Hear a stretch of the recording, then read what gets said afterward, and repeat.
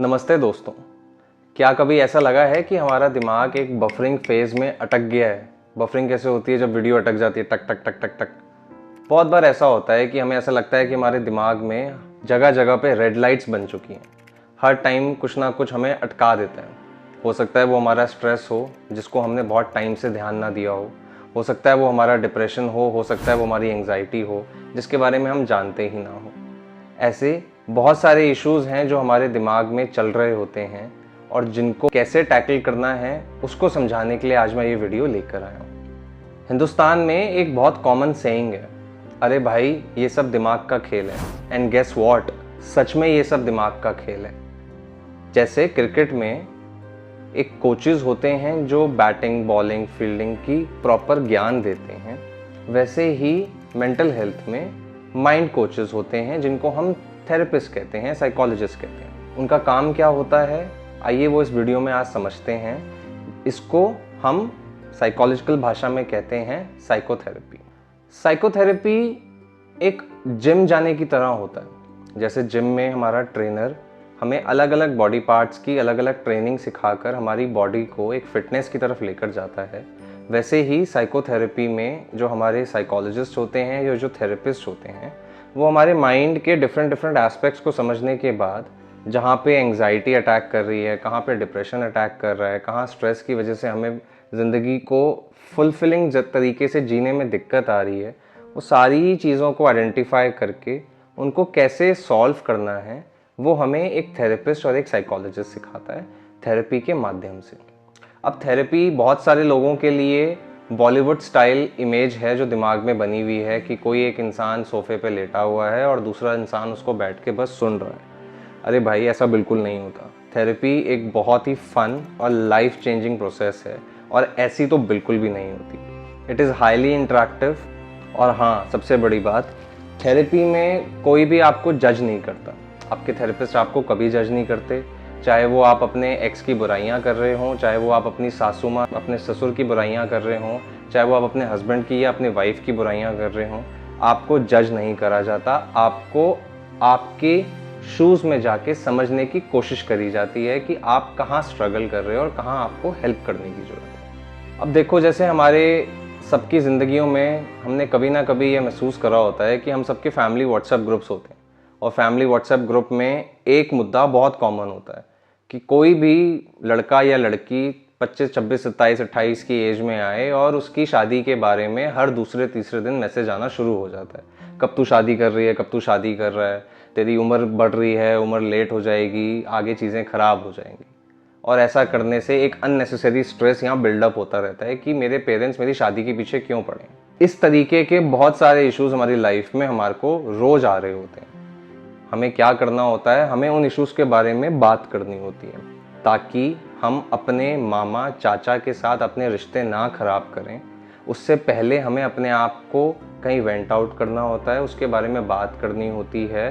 अपने आप को उस प्रेशर कुकर की तरह समझो जिसमें उस सीटी की ज़रूरत होती है जो हर दूसरे तीसरे महीने, हफ्ते, maybe quarterly, in a year, maybe biyearly हमें चाहिए होता है, सो दैट हमारे अपनों के साथ रिश्ते ना खराब हों उस अननेसेसरी प्रेशर की वजह से। क्योंकि उस प्रेशर का कोई काम तो है नहीं, उसको जितना जल्दी निकाल दिया जाए उतना हमारे रिश्ते मेंटेन रहते हैं। क्योंकि ना हमारे चिंटू मामा, ना हमारे राजेश चाचा, ना हमारे कोई और मासा जी और मासी जी समझने वाले हैं, तो हमें ही अपने आप के उस प्रेशर को रिलीज़ करने का कोई तरीका बनाना पड़ता है। तो थेरेपी उसका सबसे बड़ा तरीका होता है। एक और चीज़ है इंडिया में जो हम सारे लोग बहुत करते हैं। शर्मा जी का बेटा यहाँ का सीईओ बन गया, एक अमेरिकन कंपनी का सीईओ बन गया, और वर्मा जी का बेटा आईएएस ऑफिसर बन गया, और हम गूगल पे और यूट्यूब पे ये सर्च कर रहे होते हैं कि हम अपनी प्रोडक्टिविटी कैसे बढ़ाएं, और उसके साथ साथ परेशान हो रहे होते हैं उन लोगों के बारे में सोच के।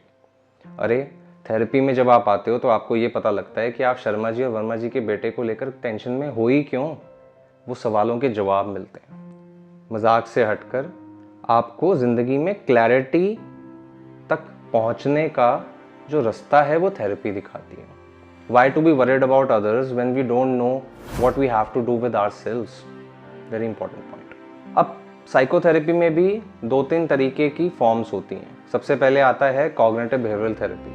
एरन बेक जो कॉग्निटिव बिहेवियरल थेरेपी के गुरु माने जाते हैं, वो ज़्यादातर इन्फ्लुएंस अपना नेगेटिव थिंकिंग पैटर्न के ऊपर रखते हैं। फॉर एग्जांपल, आप बैंगलोर के जाम में फंसे हो और आपको ये थॉट आना शुरू हो जाता है, इतना ट्रैफिक है, मैं यहाँ फंस के रह गया, मेरी ज़िंदगी ख़त्म है, इसके आगे कुछ नहीं है। तो सीबीटी क्या सिखाती है? सीबीटी इस तरीके के थॉट्स को रिफ्रेम करना सिखाती है। चिल ब्रो, ये ट्रैफिक सिर्फ मेरे लिए ही नहीं, कोई सीईओ या कोई बहुत सक्सेसफुल आदमी के लिए भी उतना ही ट्रैफिक है। तो it is not the traffic which is the problem, not in a literal sense, but it is my thought process which is making me negative every time I am in that traffic. दूसरा होता है psychodynamic therapy. Psychodynamic therapy एक detective की तरह काम करता है। बचपन में क्या हुआ था, मम्मी पापा ने क्या बोला, किस दोस्त से लड़ाई हुई थी, गर्लफ्रेंड से क्या बात हुई, बॉयफ्रेंड से क्या बात हुई, किसी ने मारा, किसी ने हरास करा, वो सारे इश्यूज़ को डिटेक्टिव की तरह साइकोडायनेमिक थ्योरी में सर्च कराया जाता है, उनकी डेप्थ तक जाया जाता है और वहाँ पे जो चीज़ें, जो पर्सपेक्टिव, जो बिलीफ जिनको, और अगर कोई ट्रॉमा है, ट्रॉमा को पहले ट्रॉमा से उस इंसान को बाहर लाया जाता है, और जो हमारे फिक्स बिलीफ बन चुके हैं हमारे चाइल्डहुड इश्यूज़ की वजह से, हमारे चाइल्डहुड सर्कमस्टांसेस की वजह से, उन सारे बिलीफ्स को धीरे धीरे ग्रेजुअली आज में आकर चेंज करने में मदद मिलती है। And the last one, mindfulness based therapy. ये थेरेपी बहुत फेमस है और इसका इम्पैक्ट अमेजिंग है। Being in the present is something which has been said in the scriptures, और बहुत सालों से हमें ये लोग बताते हुए आए हैं कि हमें प्रेजेंट में रहने की आदत और हैबिट बना लेनी चाहिए। क्यों? क्योंकि जितना हम आने वाले कल के बारे में और बीते हुए कल के बारे में सोचते हैं, उतना हमारा दिमाग उस कल में ही रह जाता है, चाहे वो आने वाला हो या चाहे वो बीत चुका हो। तो अगर हमारा दिमाग कल में है और हमारा शरीर आज में है, तो हम कभी भी अपनी ज़िंदगी में सक्सेस की तरफ जा ही नहीं पाएंगे, हमेशा परेशान होते रहेंगे, हमेशा गिरते रहेंगे। तो आज में आने की आदत थेरेपी सिखाती है। पर आज भी ना हिंदुस्तान में मेंटल हेल्थ एक स्टिग्मा है, जो कि बहुत दुख की बात है। मैं जब कभी भी इतने पढ़े लिखे लोगों को, इतने हाई प्रोफाइल तक, जो शायद सिस्टम और देश को गवर्न कर रहे हैं, उन लोगों के पास बैठकर भी मेंटल हेल्थ को एक स्टिग्मा की तरह देखता हूँ और पागल वर्ड को एक कमज़ोरी मान लेता हूँ, तो मुझे बड़ा दुख होता है। पर मैं एक बात अपने व्यूअर्स को बताना चाहता हूँ कि जो मेंटल हेल्थ है वो कोई पागल वर्ड से रिलेट करके कमज़ोरों की चीज़ नहीं है। मेंटल हेल्थ का ध्यान रखना एक स्ट्रॉन्ग व्यक्ति की पहचान है, एक मजबूत व्यक्ति की पहचान है कि जिसको अपने मन, तन और धन, इन तीनों का नियंत्रण में रहना आता हो, वो एक सक्षम, एक स्ट्रॉन्ग व्यक्ति होता है, जिसमें मन हमारा माइंड हुआ। तो मन का ध्यान रखना कोई गलत बात नहीं, उसके बारे में बात करना कोई गलत बात नहीं। और उसके लिए अगर, और कई बार ये भी बहुत बार बिलीफ होता है कि थेरेपी जो है वो एक्सपेंसिव होती है। ऐसा बिल्कुल भी नहीं है।